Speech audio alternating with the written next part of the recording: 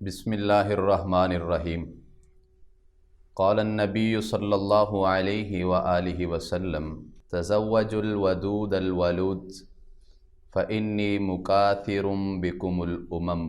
گرامی قدر ناظرین، ہمارے معاشرے کے اندر ایک اہم مسئلہ جو کہ گھمبیر در گھمبیر ہوتا چلا جا رہا ہے، مشکلات در مشکلات کا شکار ہوتا جا رہا ہے، وہ ہے نوجوانوں کی شادیوں میں تاخیر۔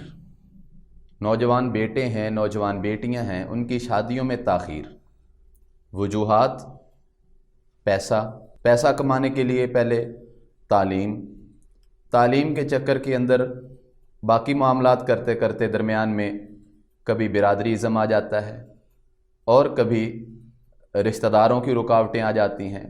ایک چیز حل ہوتی ہے، دوسری رکاوٹ، دوسری حل ہوتی ہے، تیسری رکاوٹ۔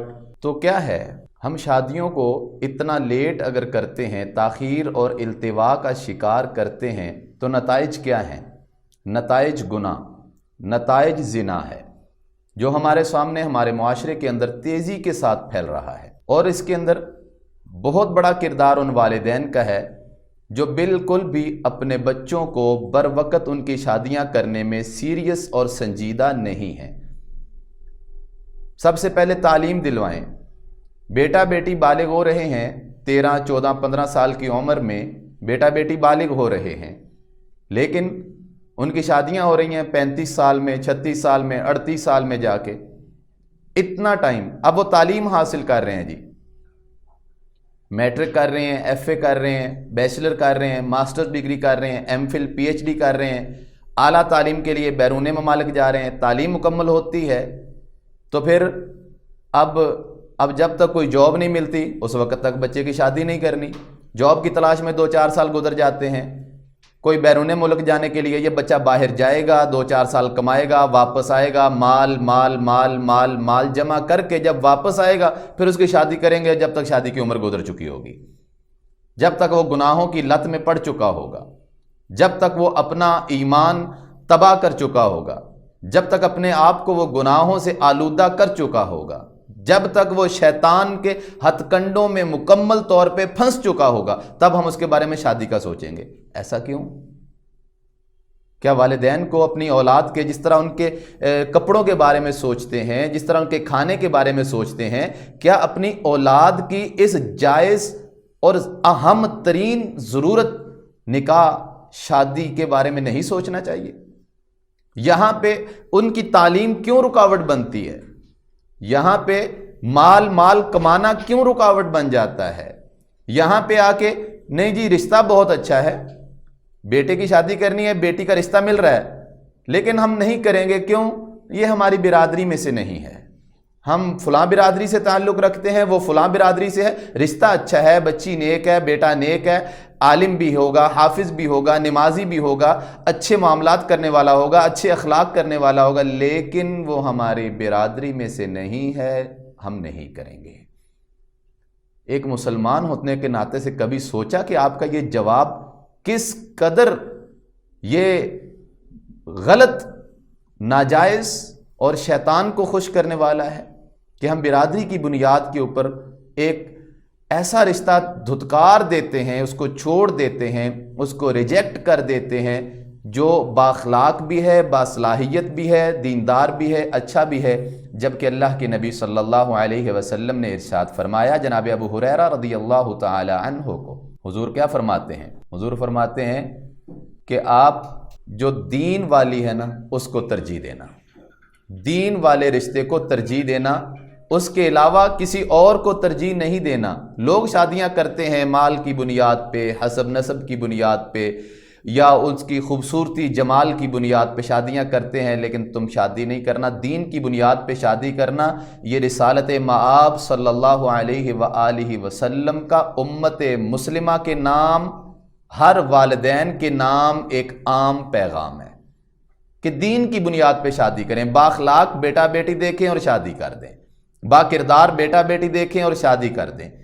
پیسے کی خاطر شادیوں کو التوا کا شکار مت بنائیں اور برادریوں کی بنیاد کے اوپر ریجیکٹ مت کریں۔ اگر برادریوں کی بنیاد پہ آپ ریجیکٹ کرتے ہیں، میں آپ سے ایک عرفی سوال کرتا ہوں، کوئی ایسا نوجوان بیٹا بیٹی مرد و خواتین جو غیر مسلم تھے، عیسائی تھے، یہودی تھے، ہندو تھے، سکھ تھے، کچھ بھی تھے، غیر مسلم تھے، وہ کلمہ پڑھ کے مسلمان ہو گئے، اب انہوں نے اپنا رشتہ دار، اپنی برادری، اپنا تعلق، اپنا کنبہ، اپنا قبیلہ، اپنا سارا کچھ چھوڑ دیا اور انہوں نے پڑھ لیا کہ میرا کنبہ، میرا قبیلہ، میرا تعلق، میرا رشتہ، میرا ناطہ صرف کیا ہے؟ اشہد اللہ الہ الا اللہ و اشہد ان محمد الرسول اللہ۔ وہ اس رشتے کے ساتھ مسلمان ہو کے ہمارے ساتھ جڑ گئے، المسلم اخو المسلم بن گئے، اب ہمارے وہ بھائی چارے میں آ گئے۔ کیا ہم یا ہمارا معاشرہ ان کے ساتھ، اس بیٹے کے ساتھ یا بیٹی کے ساتھ جو اپنا سب کچھ اسلام کے لیے قربان کر کے آ چکا، ہم اس کے ساتھ رشتہ داری کرنے کے لیے تیار ہیں؟ ہم تو برادری سے باہر نہیں نکلتے، ہم تو اپنی پابندیوں سے باہر نہیں نکل رہے، کون کرے گا اس کے ساتھ شادی؟ اور اگر ہم نہیں کر رہے تو کیا سمجھتے ہیں ہم بہت احسن قدم اٹھا رہے ہیں، بہت نیکی کا کام کر رہے ہیں، بہت خیر پھیلا رہے ہیں؟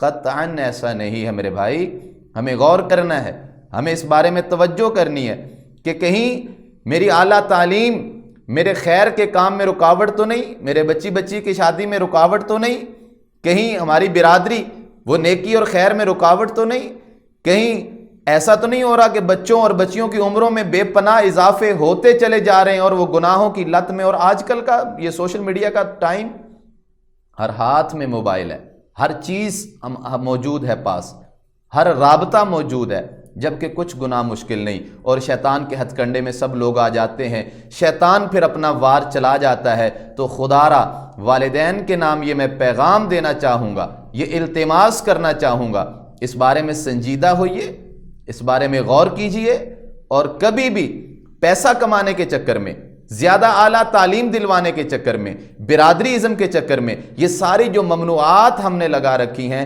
ہاتھ جوڑ کے کہتا ہوں ان سے معافی مانگ لیجئے، واپس پلٹ آئیے۔